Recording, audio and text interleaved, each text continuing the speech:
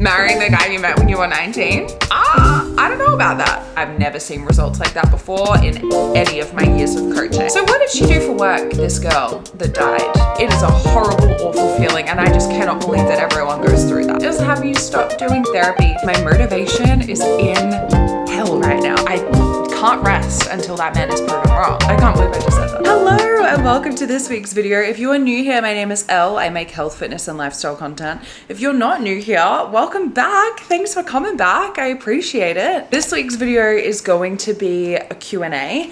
I put up an anonymous question link on my Instagram stories last week, and so I've just gone through and written down a couple of those questions. I'm limiting myself to 10. I took 10 and I kind of like wrote them out in full because there was a lot of abbreviations and things because I don't give you much space in there. I've limited myself to 10 because I can talk a lot and I really don't want this video to go for too long because no one needs to listen to me ramble about things for an hour. So I did put in there about like asking questions about mostly my marathon and my training and everything. There are mostly questions like that, and there are a couple of personal ones in there which I really did want to answer because I thought it would help you to get to know me a little bit better. I haven't really done a lot of personal stuff on YouTube just yet. I'm realizing I probably should have dressed up for the occasion, like put on some makeup or done my hair, but anyway, I know YouTube is an aesthetic platform and I just don't know if I'm fitting the mold just yet, but that's okay. We'll start with like the more personal questions and then we'll get into talking about my half marathon or just my training in general. I have a run after this and I was excited to film this video before going out on that run because my motivation is in hell right now. Like it's just non-existent because it's Monday, but it doesn't feel like Monday because it's a public holiday and it just feels like a Sunday.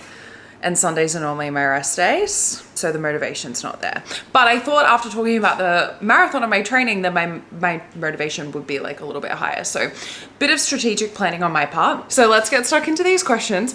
The first one was about my partner, well, my husband, and how we met. And it's so funny because we met a long time ago. It was 2016, 10 years ago this year, which is crazy. And we actually met on Tinder, which I feel like a lot of people who got together in that era met on Tinder. I don't think that that's unusual. However, we were like so embarrassed about that at the time. And I remember distinctly us telling people that we met through friends and like agreeing that we were gonna tell people that that's how we met, like through friends. We had no mutual friends at all whatsoever, which is strange because we lived quite close, but yeah, we just had no mutual friends, did not know each other at all, met on Tinder. I can't remember how long we were together for before we stopped that and just started being truthful about how we met. I was 19, I had just turned 19, which feels crazy to say because honestly, like I love my husband so much. He's a freaking great guy, but like that does not normally work out. Marrying the guy you met when you were 19? I don't know about that. I feel like as a whole, that would be a net negative experience for a lot of us. I'm thinking about a lot of my friends and a lot of the relationships that we were all in when we were 19 and yeah, crazy. So he was actually my first boyfriend. We did break up for a little bit in 2018. I think we were split up for like 6 weeks or 7 weeks or something. I don't know. It wasn't very long, but it was long enough. I hated it. It was the worst time of my entire life. And I truly cannot believe that breakups are as common as they are. The way that that feels is like, it's grief, right? It's 100% grief, but it is a sick feeling. It is a horrible, awful feeling. And I just cannot believe that everyone goes through that. Like and we normalize that so much. We hear about people breaking up and we're like, oh, that's sad.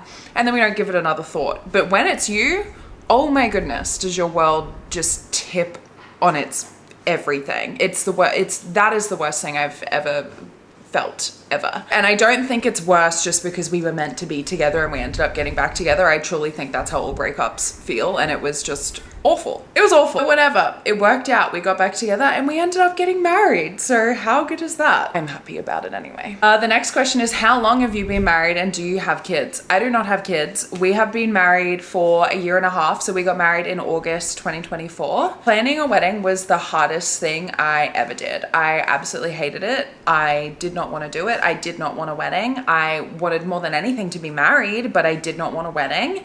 And planning it was really stressful. So if you were one of my bridesmaids during that time, I am so sorry because I gave you nothing. They would ask me, what do you want to do? Do you need help with this? Do you need, like, my braid, incredible, could not be faulted. Like, they were all amazing. I was just like so low in motivation when it came to planning my wedding. I didn't want to do it. It was awful for me. I hated it. But we ended up having a really great day, and Harley says still it's the best day of his life. And if you came over anywhere between, I don't know, 1 day to 6 months after we got married, there's a high chance that he made you watch our ceremony video in full on the TV. He shared it from his phone onto our TV and just made everybody watch it. Back to the kids thing. I don't know. We don't have kids right now. I don't know if we will. I feel like we go back and forth on this all the time, and I think I'm not the only one in this position. Harley says he wants them, and then he thinks about what that actually means, and he's like, oh, maybe not, I don't know. And then I just flip-flop all the time. We'll see what happens. The next question is, have you stopped doing therapy? 2025 was the year of therapy for me, and I have stopped since then. And the reason I stopped wasn't because it wasn't helping. It was because I was so sick of being so sad all the time. I would just have really sad realizations about the people in my life, and like just the expectations that are on me versus the expectations that are on them, and just my family dynamic. And I just would always leave those sessions feeling really sad and feeling not cared about at all whatsoever. And I think I learned everything I had to learn about that dynamic. And so every time I was in my therapy session, we were just kind of rehashing the same thing. And I was just like, okay, I felt really good before I came here, and now I'm just like sad, and I've learned nothing more, or I don't feel any more healed, like I've got anything more than that. We've just been going over the same thing. I am so glad that I did it, because it gave me the confidence to kind of put up a lot of boundaries. And I don't say that, like, I know that that's like therapy talk and whatever, but I was really able to see things for the way that they were, and really just take control of my situation and just decide that I did or didn't want to be a part of that, rather than just being a part of that. So I am so glad that I did it, and I probably will go back to therapy eventually, but like for more productive things. I don't want to just be rehashing the past and being sad all the time. I want to be like, okay, so this is, you know, my previous experiences, and how do I be more productive, or how do I just, I don't know, just something that's going to actually be beneficial, rather than just me being told that I'm not loved.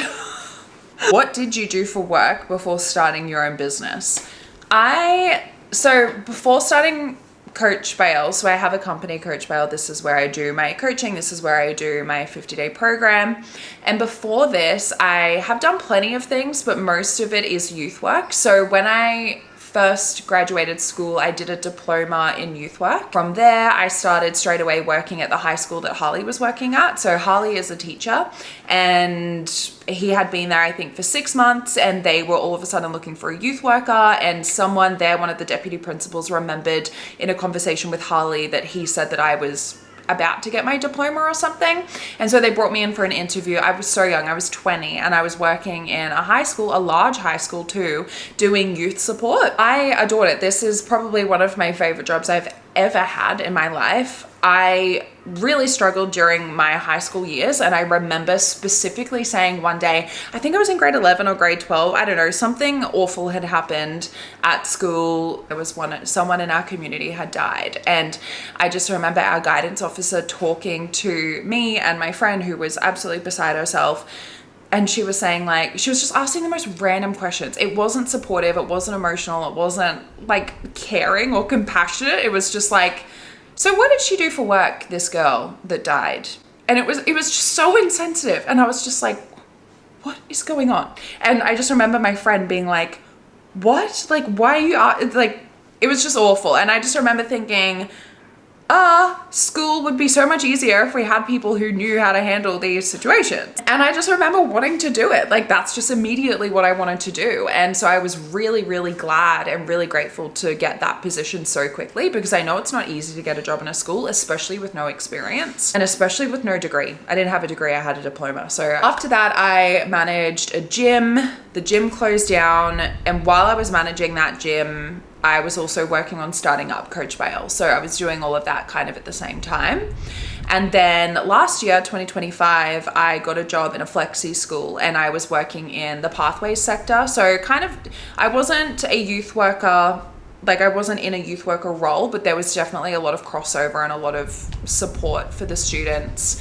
And I adored that as well. I really, really loved that job so much. The only reason that I actually ended up leaving that job was because my business started getting really busy again. So I went back to work in 2025 because things weren't busy. Like my business wasn't busy. I definitely wasn't making enough money to long-term, so like pay myself a wage and get ahead, like bare minimums, yeah.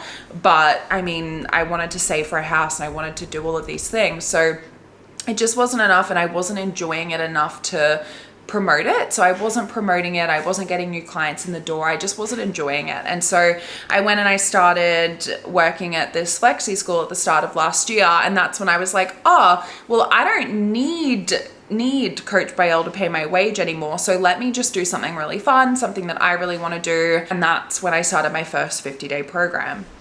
I had no idea the monster I was creating with that. The first round, we had like 9 people in it. And then I remember we got to the end of it and I had no intentions of doing another one, but I remember we got to the end and people were like, when can I sign up for the next one? Like, when's the next one? And so I just started it pretty much straight away. I think it was like 2 weeks later. And in that one, I think I had like 13 people. And then I did a winter round for my third one. And I think that was like 17 people.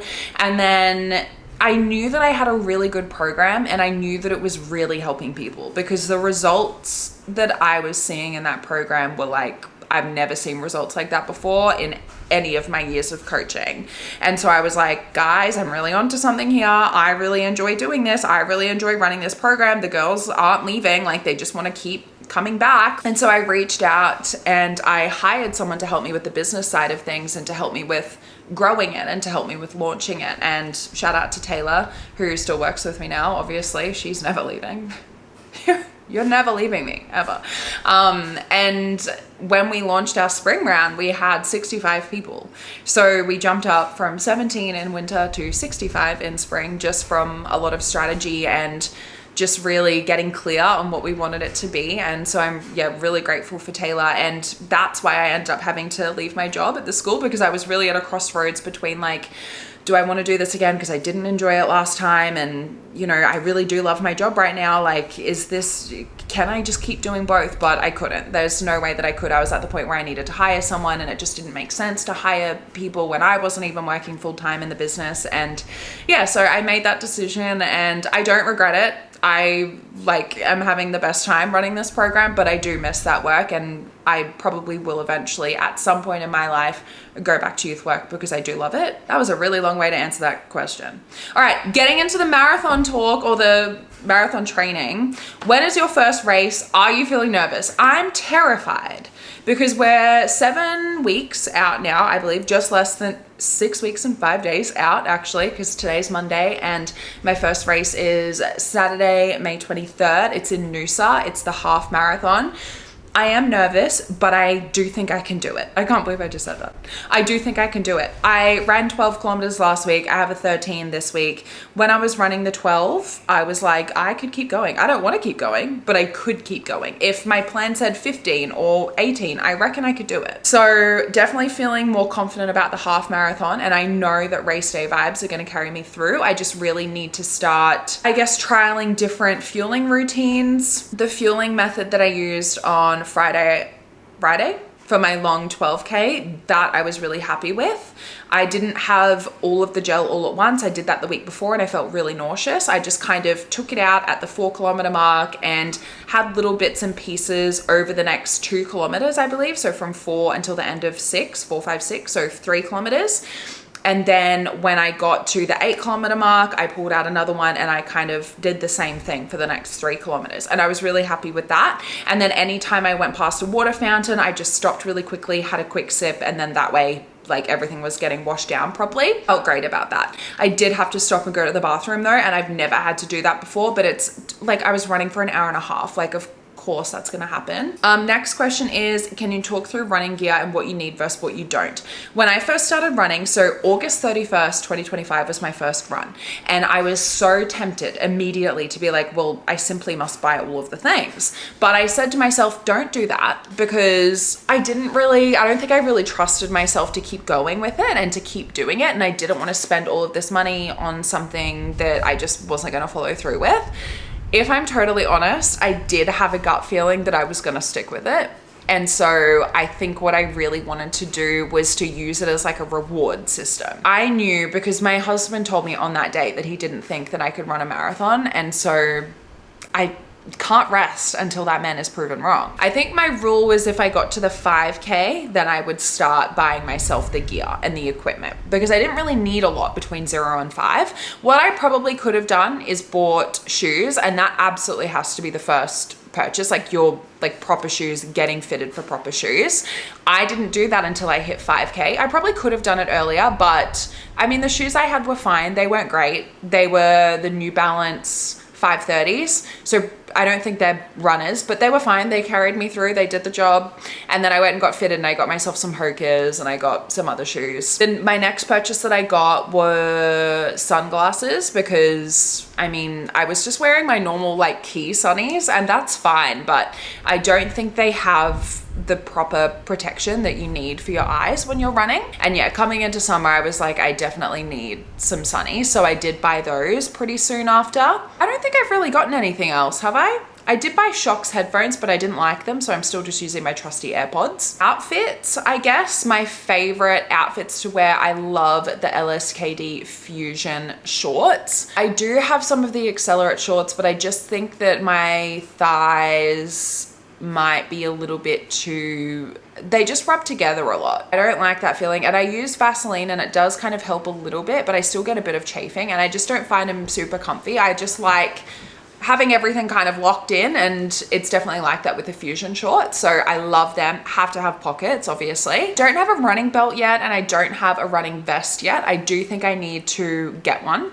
I think I'll get a belt first and then maybe a vest later. I don't know if I really want a vest. I don't know. What I would use it for ultimately is for water and electrolytes. So I do think maybe once I get to marathon territory, it might be necessary. I try to run at a place that has water fountains everywhere. I just don't think I'm gonna like a vest. I don't think I'm gonna like it. And I think that they are quite an investment as well. So I'm not sure. I just don't really feel the need for one right now. The gels that I have, I literally just put in my pocket. Is that crazy? I don't know. But I think I will get a belt soon, because I do think that would be beneficial. Someone said, I was shocked you spoke about weight gain during your training. Can you explain this? Yeah, so I have gained, I think maybe like 7 or 8 kilos since I started marathon training properly. And when I say properly, I mean, this year, I've gained 7 or 8 kilos this year. So 2026 so far. And that's kind of when my run started to pick up in not pace, but just distance. So the 5K, I didn't run more than a 5K until January. January was my first 6 kilometers, and that was, yeah, it's just kind of gone up every week from there pretty much. So has my hunger. And the thing is, with a marathon or with a half marathon, just the type of training that I'm doing right now, I cannot be in a deficit for that. My body is just working so hard, and I need to fuel it. That's just the way that it is. Like, yes, I'm burning a lot of calories, and yes, I'm using a lot of energy, but I need to eat it back. And if I'm in a deficit, then I really do risk injury, and I just don't want to deal with that. It also just doesn't feel good. Like, it doesn't feel great to not recover properly and to not have energy during my runs. I have had a very colorful history with food and disordered eating patterns, and I think truly running has probably been the best thing I've ever done for that. I lost quite a lot of weight last year. I lost about 20 kilos last year. Going back to work and, you know, just feeling better about myself, I lost about 20 kilos, and I was really worried about how I would handle the weight gain, but I just see it as a necessity, and I feel healthy. I am the strongest I've ever been. I'm the fittest I've ever been. This time last year, guys, I'm shit you not, I could not even walk up the stairs, and now I'm running 12 kilometers. And I see it as like a trade-off. I'm like, yeah, like this time last year, I was skinnier, I was leaner, but I feel so much better now. And knowing that I have to eat to fuel my body and so that I can feel good and so that I can recover and so that I can be strong and so that I can be healthy. All of that has just done wonders for my mental health. And yes, I've gained weight, but I'm not like, what's the alternative? I'm not about to diet when I'm training for a marathon, right? So it's not uncommon to gain weight when you're training for these types of things because you do have to eat so much to fuel and to recover. So that's why that happens. Curious why you're doing a marathon so soon. Same, to be honest. And I like spoke about this with my coach the other day. I was like, I kind of wish I didn't do the Sydney Marathon, but like it's too late now. The reason for that, it's not because I don't think I can do it. I think I can. I just think it's gonna hurt. And I just don't think I'm ready for that level of training. I think I can do the training, and I know I'm gonna do the training because it's gonna be on my freaking calendar, so I'm gonna do it. But I don't think it's gonna feel good, and I think I'm gonna struggle. The thing is that when you're training for a marathon, having to go out and do like 30-kilometer runs, 35-kilometer runs, that's running for 4 hours, 4.5 hours. That's a lot. That really is a lot. And so I felt really good about the half marathon. And the reason that I entered the ballot for Sydney, because I'm doing the Sydney Marathon August 30th, as well as my half marathon in May. And the reason I entered the ballot was because I thought it would be really poetic, because my very first run was August 31st, 2025, which was the day of the Sydney Marathon in 2025. And I remember I was at the gym with Harley, my husband, and my TikTok, my Instagram, everything was just flooded with people running the Sydney Marathon. And I was like, oh, that's so inspirational. That's so incredible. Like only 1% of people can complete a marathon. Like that's amazing. And I was just really, really, really inspired. And when I went and did my first run, it was 1 minute on, 2 minutes off, I think, interval running times 6. So it was 6 minutes of running, and I was gassed. Like I was wrecked. And I just remember thinking, like, how poetic would it be to run my first marathon 1 year after doing my first run ever, and just being so inspired. I just thought that would be really cool. And the other part of me was like, I'm obviously never going to get in, right? Like you enter a ballot, you have to put in all of this information. I was under the assumption that they mostly took people who had run before, and like marathons were their thing. Like that's kind of what I assumed, because Sydney's now a world major. So I just kind of assumed, oh, they're going to prioritize the people who have done the other 6 or who are trying to complete all of them. And so I just did it to say that I'd done it. And I was like, if I don't get in, that's not my fault. Like, at least I tried to get in. I tried to do the poetic thing of running my first marathon a year after my first run, and it just didn't work out for me, right? My friend Michaela also entered the ballot as well because she wanted to try and do it. And I remember the day that the results came out, I was messaging her and she's like, oh yeah, I just got my email, like I'm not successful.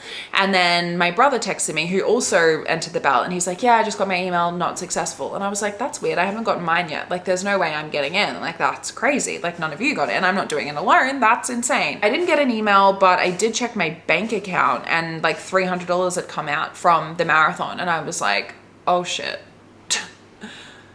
Guys, I think I got into the Sydney Marathon. That's scary. And another funny thing about this is I had just hired my coach Emma that week to train for the half marathon. So I just hired her, and I'd been saying like, this is going to be a big job, you know, like I'm a beginner runner. I have not run more than, I don't know, 2 kilometers, I think, at the time that I had actually gotten in. I don't think I'd ran more than 2 kilometers.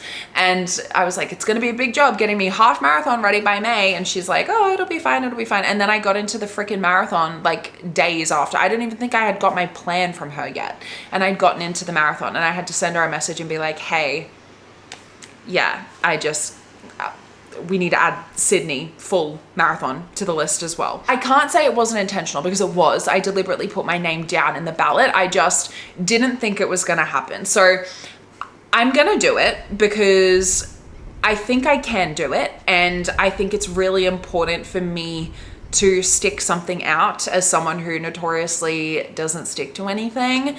And I feel I have never felt better than I do when I run. When I run, I feel like I am capable of things. I feel like hard, like just because something's hard doesn't mean I can't do it. Like I feel capable. And so I know I'm gonna do it. I do worry about the training, and I do worry that I'm not going to enjoy it. And I do also worry for post-marathon that what's going to happen is I'm going to be sick of running and I'm not going to want to do it again. It is the way it is, right? Like that's how it goes, and I'll find my way back to it, and what's meant for me will be.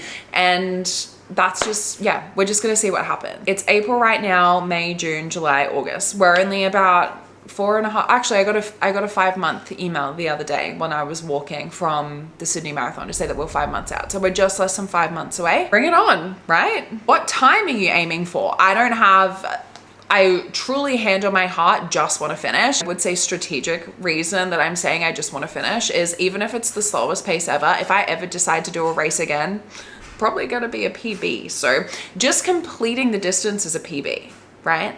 So it doesn't matter how slow I am, it's a PB because I've never done that distance before. And then if I ever decide to do another race, like another half marathon or another marathon, God forbid, I don't think I'll do another marathon. I might do another half. But if I ever decide to do another one, it's probably going to be a PB. I kind of hope I get a slow time.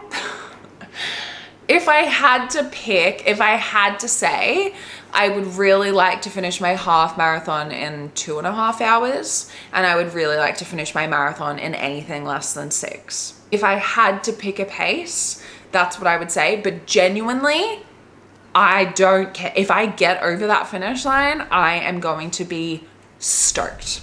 Like, you will not be able to wipe the smile off my face, even if it's whatever, doesn't matter. Even if it's a 7-hour, I don't even think you can do a 7-hour marathon, whatever. I'm gonna be happy either way. Travel plans, what have you got coming up? Absolutely nothing, which is crazy for me. Me and my husband love to travel. We have gone to many different places. We've gone to America lots of times, like all through America. We've gone to Hawaii, which is also in America, but feels different.